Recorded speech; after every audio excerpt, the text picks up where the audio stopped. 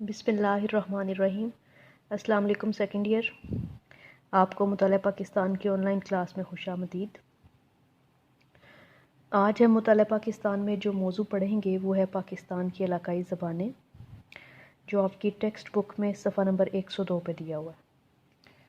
पाकिस्तान की इलाकाई ज़बानों की अगर बात की जाए तो इनमें पंजाबी, सिंधी, पश्तो, बलोची और कश्मीरी ख़ास तौर पर काबिल ज़िक्र हैं। सबसे पहले हम बात करेंगे पंजाबी ज़बान की।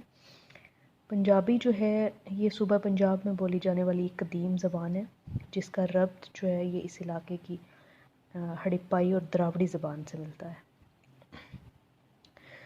तारीख़ी हवाले से और जुग्राफियाई तब्दीलियों की वजह से इस ज़बान के 6 बड़े लहजे हैं या बोलियाँ हैं, और इन लहजों को मुख्तलिफ़ नामों से पुकारा जाता है, जिनमें माझी, पोठोहारी, छाछी, सराइकी, धनी और शाहपुरी, ये 6 लहजे जो हैं ये इन नामों से पुकारे जाते हैं। माझी लहजा जो है इसको सबसे मियारी तस्वुर किया जाता है, जो लाहौर और उसके गिरदोनवा के जो इलाके हैं उनमें राइज है।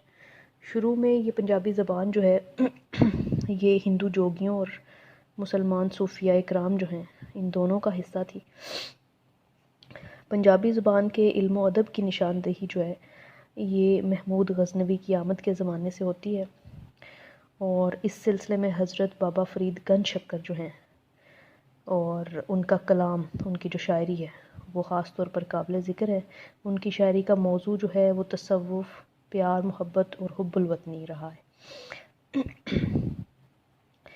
और तो मजमूई तौर पर पंजाबी शायरी में जो तसव्वुफ़ है उसका रंग हमें बड़ा गालिब नज़र आता है। तसव्वुफ़ के असरार और रमूज़ का बयान पंजाबी शायरी का एक ख़ासा है।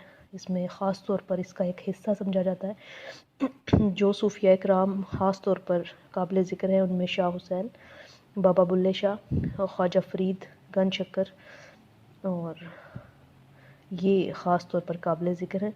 तसव्वुफ़ के साथ साथ अपने अपने ज़माने के जो माशरती और सियासी हालात थे उनका रंग भी इनकी शायरी में मिलता है। इन सूफिया किराम ने अपने इजहार के लिए आम फ़हम अलामतें जो हैं उनका इस्तेमाल किया है अपनी शायरी में, और यही वजह है कि उनका कलाम जो है वो अवाम में बेहद मकबूल है। पंजाबी शायरी में जो अलामत निगारी है उसका बहुत ज़्यादा इस्तेमाल होता है, और इन्हीं अलामतों की वजह से लोग जो है इस शायरी को बहुत ज़्यादा पसंद भी करते हैं। पंजाबी शायरी जो है इसमें दास्तान गोई भी एक ख़ास मकाम रखती है, और जिन शोरा ने पंजाब की लोक दास्तानों को मंजूम किया है इनमें वारिस शाह का किस्सा हीर रांझा, हाशिम शाह का किस्सा सस्सी पुन्नू, इसके अलावा फ़ज़ल शाह का किस्सा सोनी महिवाल, हाफिज़ बरखुरदार का किस्सा मिर्ज़ा साहिबा ख़ास तौर पर मशहूर हैं। इन किस्सों में ना सिर्फ आला दर्जे की शायरी हमें मिलती है देखने को, बल्कि उस वक्त पंजाब की जो तारीख़ है, पंजाब की जो माशरती हालात थे, जो मुआशी और मजहबी ज़िंदगी की एक भरपूर अक्कासी हमें इन लोक दास्तानों में मिलती है। फिर पंजाबी ज़बान जो है इसमें कुछ नावल्स भी लिखे गए। इन मशहूर नावल निगार जो हैं उनमें दबीर सिंह, मीरन सिंह और सैयदा बख्श मिन्हास के नावल ख़ास तौर पर काबिल ज़िक्र हैं। पंजाबी अदब जो है ये अपने इजहार के हवाले से एक बहुत ही भरपूर, एक मौसर और बेबाक तस्वीर पेश करती है, जिसकी दुनिया के दीगर अदब जो है उनमें इनकी मिसाल नहीं मिलती। इस ज़बान में कई असनाफ़ सुखन हैं जो ज़िंदगी के हर शोबे का अहाता करते हैं। इनमें वार है, ढोट, माहिया, दोहे, इसके अलावा घोड़ी, सम्मी और बोलियां वगैरह, ये पंजाबी के असनाफ़ सुखन हैं। ये एक ऐसी ज़बान है जिसमें ज़िंदगी की छोटी छोटी महसूसात जो हैं उनके इजहार का भी ये ज़रिया है, उनके इजहार की सलाहियत रखती है ये ज़बान। 20वीं सदी से पहले जहाँ तक पंजाबी नसर की बात है, तो 20वीं सदी से पहले पंजाबी नसर जो है उसमें बहुत कम काम हुआ, और जो हुआ वो महज मजहबी मालूमात की हद तक महदूद था। बाद में इसमें नावल नवीसी और पंजाबी में ड्रामा नवीसी और तज़किरा नवीसी, इसके अलावा तहकीक और तनकीद का काम जो है वो भी दूसरे असनाफ़ के साथ साथ नसर के में काम करने वाले जो मुख्तलिफ़ लोग थे उन्होंने इसमें हिस्सा डाला, और पंजाबी में जो है वो ड्रामा नवीसी, तज़किरा नवीसी, तहकीक और تنقید کا کام جو ہے اس کو کافی زیادہ آگے بڑھایا۔ اب چونکہ ٹیلی ویژن اور ریڈیو کی وجہ سے جدید ڈرامہ نویسی جو ہے اس میں بہت زیادہ ترقی ہوئی ہے جہاں تک پنجابی زبان کا تعلق ہے۔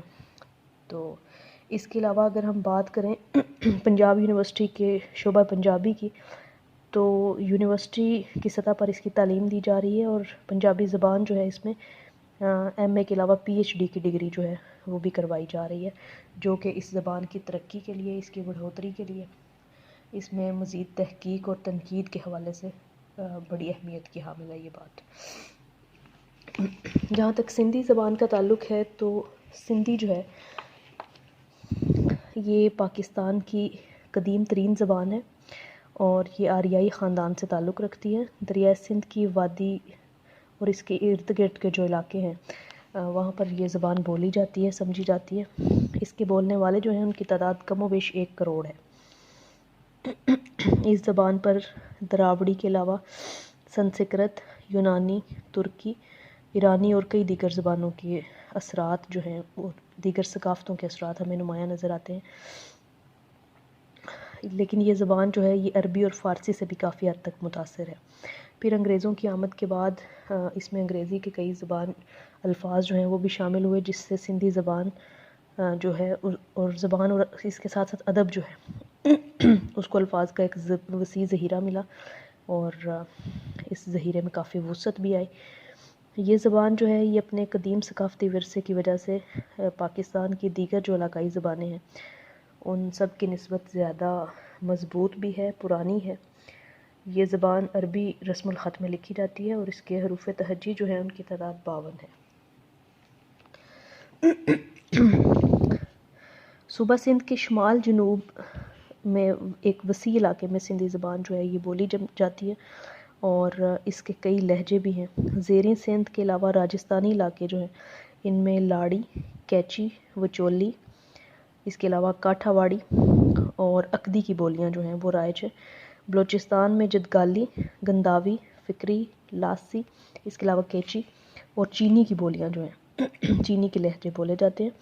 باقی علاقوں میں مستعمل بولیاں ان میں کوہستانی، سرائکی، وچولی وغیرہ کے نام سے ان لہجوں کو پکارا جاتا ہے۔ اس کا سب سے جو معیاری لہجہ ہے وہ ساہتی ہے، جو علمی، ادبی اور صحافتی نگارشات جو ہیں ان کے حوالے سے اولویت کا درجہ رکھتا ہے، اس کو زیادہ مقبول ہے۔ پوری مسلم دنیا جو ہے اس میں مقامی زبانوں کی اگر بات کی جائے تو سندھی ایک ایسی واحد زبان ہے جس میں قرآن پاک کا پہلا ترجمہ کیا گیا تھا۔ یہ اعزاز سندھی زبان کو حاصل ہے کہ سب سے پہلے قرآن پاک کا ترجمہ جو ہے وہ اس زبان میں کیا گیا۔ سندھی زبان جو ہے اس علاقے میں مسلمانوں کی آمد سے پہلے بھی ترقی یافتہ تھی اور سندھی پڑھنے اور لکھنے کا اور بولنے کا رواج عام تھا۔ بعد میں مسلمانوں کے آنے کے بعد جو ہے وہ عربی کے ساتھ ساتھ اس کو بھی مکمل اہمیت جو ہے وہ حاصل رہی ہے۔ 1050 سے لے کر 1350 تک کے دور میں اس میں ادبی اور دینی تخلیقات جو ہیں ان پر بہت زیادہ کام ہوا اور یہ سندھی ادب اور تاریخ کا ایک ابتدائی دور سمجھا جاتا ہے۔ اس کے جو اہم موضوعات تھے ان میں حب الوطنی، عزم، خودداری، اس کے علاوہ روحانی عقائد جو ہیں ان موضوعات پر بہت زیادہ لکھا گیا ہے اس دور میں۔ اس دور کی داستان، قصہ، گنان، سورٹھے، گاتھا یہ قابل ذکر اصناف ہیں۔ گنان جو ہے یہ شاعری کا ایک منفرد انداز ہے جس کو اسماعیلی مبلغین جو ہیں انہوں نے اسلامی عقائد کو پھیلانے کے لیے اس کو ایک وسیلہ بنایا، اس کو ایک ذریعہ بنایا تھا گنان کو۔ پھر مختلف مبلغین جو ہیں انہوں نے 40 حرفی رسم الخط بھی ایجاد کیا تھا جسے میمن کی یا خوجکی خط کے نام سے موسوم کیا جاتا ہے۔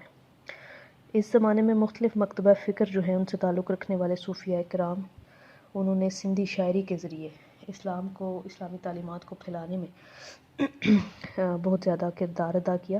18ویں صدی تک جو ہے وہ سندھی ادب میں شاہ عبداللطیف بھٹائی اور سچل سرمست جو ہیں ان جیسے عظیم شاعر سندھی ادب کو اپنی شاعری سے مالا مال کر چکے تھے اور اس دور کو سندھی ادب میں سنہری دور سے تعبیر کیا جاتا ہے۔ شاہ عبداللطیف بھٹائی جو ہیں شاہ عبداللطیف بھٹائی جو ہیں انہوں نے اپنی شاعری میں عام زندگی اور غریب اور محنت کش لوگ جو ہیں ان کی زندگی کے گن گائے ہیں اور انسانی عظمت کو اجاگر کیا ہے اپنی شاعری کے ذریعے۔ انہوں نے شاعری میں تمثیلی انداز اختیار کیا اور اس کا بنیادی مواد جو ہے وہ سندھ کی لوک کہانیوں سے انہوں نے لیا ہے۔ اسی وجہ سے سندھ کے ہر کونے میں ان کی شاعری کی گونج ہمیں سنائی دیتی ہے اور ان کی بہت ہی مقبول شاعری ہے۔ شاہ جو رسالو جو ہے یہ ان کی شاعری کا ایک مجموعہ ہے۔ پھر اسی دور میں ایک عظیم المرتبت شاعر عبدالوہاب المعروف سچل سرمست جو ہے وہ بھی خاص طور پر قابل ذکر ہے۔ انہوں نے سندھی، اردو، سرائکی، فارسی میں جو ہے وہ اپنی شاعری کی ہے۔ وہ ایک صوفی صفت انسان تھے اور تصوف میں اگر دیکھا جائے تو وحدت الوجود ان کا مسلک تھا۔ تصوف کے حوالے سے اگر بات کی جائے تو تصوف میں یہ دو بنیادی مسلک ہیں، وحدت الوجود اور وحدت الشہود۔ یہ دو اسکول آف تھاٹس ہیں بنیادی طور پر اس میں تصوف میں۔ تو وحدت الشہود کے نظریے کے جو لوگ قائل ہیں وہ سمجھتے ہیں کہ دنیا کی ہر چیز جو ہے وہ اللہ تعالیٰ کے وجود کی شاہد ہے، اس کی گواہی دیتی ہے اللہ تعالیٰ کے وجود کی۔ لیکن جو دوسرا نظریہ ہے وحدت الوجود، اس کے ماننے والوں یا اس کے جو پیروکار ہیں ان کا یہ ماننا ہے کہ دنیا کی ہر چیز جو ہے اس میں اللہ تعالیٰ کا وجود ہے۔ تو یہ سچل سرمست جو تھے یہ اس دوسرے اسکول آف تھاٹ سے یا دوسرے مسلک سے ان کا تعلق تھا۔ یہ نظریہ وحدت الوجود کے قائل تھے اور یہی ان کی شاعری کا معیار بھی ہے، اور اپنی شاعری کے ذریعے وہ لوگوں کو توحید کا سبق دیتے ہیں، اور مجموعی طور پر ان کے اشعار کی تعداد جو ہے وہ 9 لاکھ کے قریب ہے۔ اس کے علاوہ شاعری کے علاوہ اگر نثر کی بات کی جائے تو ادب میں جو اساتذہ ہیں، اس کے علاوہ علماء اور کچھ مبلغین کی اجتماعی کوششوں سے سندھی میں بہت سارا سرمایہ جو ہے وہ نثر کا بھی جمع ہو چکا ہے۔ اس سلسلے میں ابو الحسن سندھی جو ہیں ان کی کوششیں خاص طور پر قابل ذکر ہیں۔ انہوں نے سندھی کے لیے عربی رسم الخط کو بنیاد بنا کر ایک نیا رسم الخط تیار کیا۔ اس سلسلے میں جو دوسرا نام ہے وہ مخدوم محمد ہاشم کا ہے۔ وہ بہت بڑے عالم دین تھے، انہوں نے فارسی اور سندھی میں تقریباً 150 کتابیں لکھی ہوئی ہیں، اور ان کا موضوع جو ہے وہ اسلامی عقائد، ان کی تصحیح اور تشریح ہے۔ ان میں سے بعض جو ہیں وہ آج بھی دینی مدارس میں اور مصر کی جامعۃ الازہر جو ہے اس میں نصابی کتب کی حیثیت ان کو حاصل ہے۔ اسی زمانے میں اخوند عزیز اللہ جو ہیں انہوں نے قرآن پاک کا نثری ترجمہ کیا۔ تو یہ کچھ لوگ ہیں جن کی کاوشوں سے سندھی نثر جو ہے اس کی بہت زیادہ ترویج اور اس میں ترقی ہوئی۔ سندھی زبان جو ہے اس میں انگریزوں کے آنے کے بعد بہت زیادہ ترقی حاصل ہوئی ہے سندھی کو۔ اس دور میں مرزا کلیج بیگ جو ہیں ان کا نام خاص طور پر قابل ذکر ہے۔ انہوں نے شاعری کے موضوعات پر کئی کتابیں لکھیں اور دنیا کی کئی اچھی کتب کے تراجم بھی کیے۔ انہوں نے جغرافیہ، تاریخ، اس کے علاوہ سوانح نویسی، لغت نویسی، گرامر نویسی، اس کے علاوہ تذکرہ نویسی، ڈرامہ نگاری، اس کے علاوہ ناول نگاری اور تحقیق وغیرہ کے موضوعات پر جو ہے وہ بے شمار کتابیں لکھیں۔ آپ نے تقریباً 400 کے قریب جو ہے وہ کتب تحریر کی۔ پھر انگریزوں کے دامن تسلط میں برصغیر کی سیاسی اور سماجی زندگی میں بہت زیادہ چونکہ تبدیلیاں آئیں اور لوگوں میں شعور پختہ ہوا، اسی دور میں سندھی صحافت جو ہے اس کو بہت زیادہ اہمیت اور فروغ بھی حاصل ہوا۔ قرآن پاک کا منظوم ترجمہ مولوی ملاح نے 1970 کے عشرے میں کیا۔ اس کے علاوہ بیت، وائی، کافی، مولود یہ سندھی کی مخصوص شعری اصناف ہیں۔ جدید ادبی رجحانات میں سندھی جو ہے وہ دوسری زبانوں کے ساتھ ساتھ بہت زیادہ متاثر ہوئی، اور قیام پاکستان کے بعد جدید افسانہ اور ڈرامہ نگاری، اس کے علاوہ ادبی تحقیق اور کئی دوسرے علمی میدان جو ہیں ان میں خاصا زیادہ کام ہونے لگا سندھی زبان میں۔ جدید ادیب جو ہیں انہوں نے روایتی انداز کو جدید رجحانات سے ہم آہنگ کیا ہے اور تمام تر نثری اصناف جو ہیں ان کو جلا بخشی ہے۔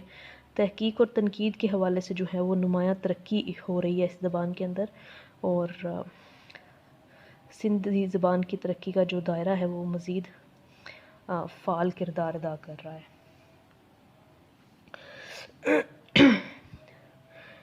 پشتو کی اگر بات کی جائے تو پشتو زبان جو ہے یہ خیبر پختونخوا میں اکثریت کی بولے جانے والی زبان ہے۔ اس کو پختو یا پشتو کہا جاتا ہے، اس کے بولنے والوں کو پختون یا پشتون کہا جاتا ہے۔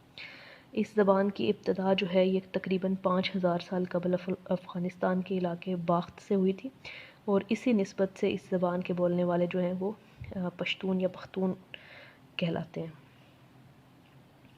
پشتو جو ہے یہ ایک بہت پرانی زبان ہے، اور دوسری زبانوں کی طرح پشتو زبان کا ادب جو ہے اس کا آغاز بھی شاعری سے ہوا، اور سب سے پہلی کتاب جو ہے وہ 8ویں صدی عیسوی میں تحریر کی گئی، جس کا نام پٹا خزانہ ہے۔ نظم کا پہلا شاعر جو ہے وہ امیر کروڑ کو سمجھا جاتا ہے۔ پھر 14ویں صدی کے آخر تک پشتو ادب جو ہے وہ یہ بیرونی اثرات قبول کر چکا تھا، اس میں عربی اور فارسی کے کئی الفاظ اور تراکیب جو ہے وہ بھی شامل ہو چکی تھیں۔ 19ویں صدی کے ابتدائی اشروں میں نظم کے ساتھ ساتھ قصیدہ اور مرثیہ جو ہے وہ بھی پشتو کی خاص اصناف مانی جانے لگیں، اس میں شامل ہو گئیں۔ غیاث الدین بلبن اور شیر شاہ سوری کے دور میں قصیدہ اور مدح کی اصناف جو ہیں یہ بھی پشتو ادب کا حصہ بن گئیں۔ محققین جو ہیں وہ تذکرۃ الاولیاء کے نام کی ایک قدیم تصنیف دستیاب ہوئی ہے، جس سے معلوم ہوتا ہے کہ یہ اس دور کے پشتو شعراء نے حمد اور نعت کی اصناف پر یہ کتاب جو ہے وہ تحریر کی تھی۔ یہ کتاب 1200 صفحات کی ہے، اور محمود غزنوی کے دور میں سیف اللہ نامی ایک شخص نے باقاعدہ طور پر جو ہے وہ پشتو کے حروف تہجی تیار کیے تھے، جو آج تک رائج ہیں۔ پشتو شاعری میں موضوعات نمایاں طور پر پائے جاتے ہیں، ان میں حریت، غیرت، جنگ وغیرہ کے جو موضوعات ہیں یہ خاص طور پر قابل ذکر ہے۔ اس کے علاوہ تصوف کا تذکرہ بھی ملتا ہے، اور ملا مست جو ہیں یہ اس اسلوب کے پیشوا جانے جاتے ہیں۔ اس کے علاوہ خوشحال خان خٹک جو ہیں یہ پشتو کے عظیم شاعر ہیں۔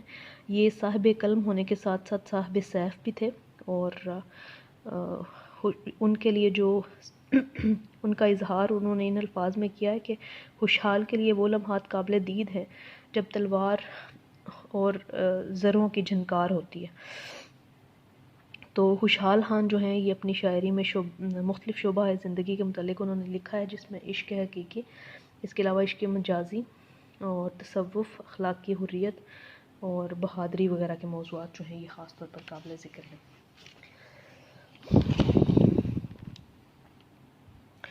پشتو جو ہے اس کے دوسرے بڑے شاعر رحمان بابا کو سمجھا جاتا ہے۔ یہ ایک فقیر صفت شاعر ہیں، اور ہمیشہ عشق اور تصوف کی کیفیات میں یہ مگن رہے، اور یہی ان کی شاعری کا موضوع بھی ہے۔ ان کے نزدیک عشق ہی کائنات کی تخلیق کا باعث ہے۔ رحمان بابا جو ہیں ان کو پشتون معاشرے میں ایک اعلیٰ مقام حاصل ہے۔ خوشحال خان خٹک اور رحمان بابا جو ہیں ان کا انداز پشتو ادب میں ایک سنگ میل کی حیثیت رکھتا ہے، اور ان کی چھاپ بعد میں آنے والے شعراء پر بھی ہمیں واضح طور پر دکھائی دیتی ہے۔ لوک گیت جو ہیں یہ پشتو ادب کا ایک بہت ہی بے مثال سرمایہ ہے، جن کی کئی اشکال ہیں۔ ان میں جو ہے وہ چار بیتا، ٹپا، لمکئی وغیرہ جو ہیں یہ خاص طور پر مشہور ہیں۔ بعض شعراء جو ہیں انہوں نے لوک گیتوں کو مختلف صورتوں میں اپنی شاعری کا موضوع بنایا ہے۔ ان شعراء میں نور دین اور ملا مقصود وغیرہ جو ہیں وہ خاص طور پر قابل ذکر ہیں۔ پشتو نثری ادب جو ہے اس نے 20ویں صدی میں ترقی کرنا شروع کیا، اور قیام پاکستان کے بعد جو ہے وہ جدید تعلیم کے زیر اثر نئے نظریات اور خیالات جو ہیں وہ بھی اس میں شامل ہوتے چلے گئے۔ اس کے علاوہ پشتو لغات، گرامر نویسی، سوانح نویسی، افسانہ نویسی، ناول، ڈرامہ لکھنے کا رواج جو ہے یہ بھی عام ہوا۔ پشتو زبان کے 3 بنیادی لہجے ہیں۔ ایک لہجہ جو ہے وہ شمال مشرق کے علاقے کا ہے، دوسرا جنوب مغرب کے علاقے کا ہے، اور تیسرا جو ہے یہ زئی قبائل کا ہے۔ ان تینوں کو جو ہے وہ بنیادی طور پر ان میں جو فرق پایا جاتا ہے وہ تلفظ کا فرق ہے۔ جی سیکنڈ ایئر آج کے لیے اتنا ہی۔ آج ہم نے 3 زبانوں کے بارے میں جانا ہے، پنجابی، سندھی اور پشتو۔ کل انشاءاللہ ہم لوگ بلوچی اور کشمیری کے بارے میں بھی پڑھیں گے تفصیل کے ساتھ۔ کل تک کے لیے اللہ حافظ۔